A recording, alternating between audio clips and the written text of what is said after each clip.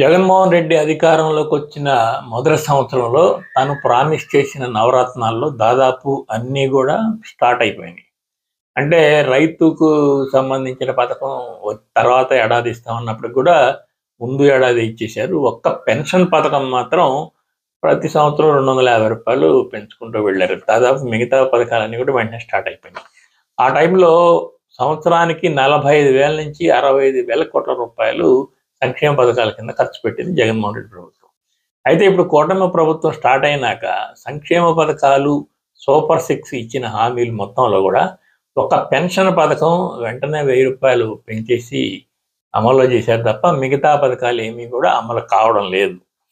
అందుట్లో ఒక gas cylinder పథకం మాత్రం ఒక గ్యాస్ సిలిండర్ ఇచ్చారు. దానికి 800 crores కేటాయించారు తప్ప అది కూడా వీళ్ళు ప్రామిస్ చేసిన అన్ని గ్యాస్ సిలిండర్ ఈ సంవత్సరం రావట్లేదు.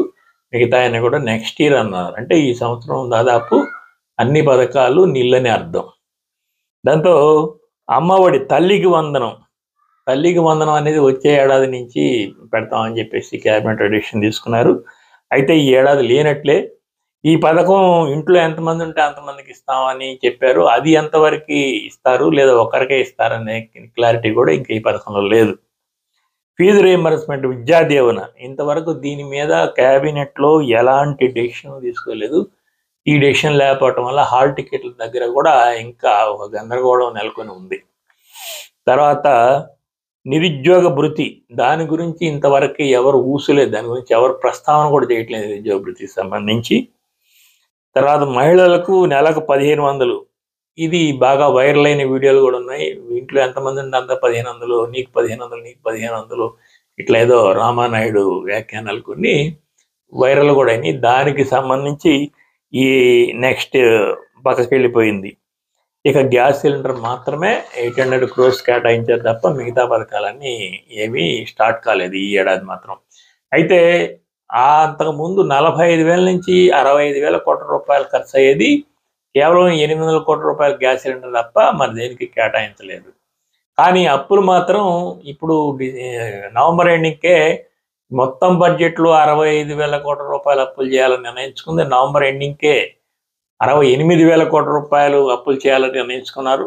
నవంబర్ ఎండింగ్కే 65,000 కోట్ల రూపాయలు అప్పులు చేయడం జరిగిపోయింది. ఇంకా డిసెంబర్ ఎండింగ్ కల్లా మరొక 9 నుంచి 10,000 కోట్ల రూపాయల అప్పులు జరుగుతున్నాయి, తీసుకుంటారు.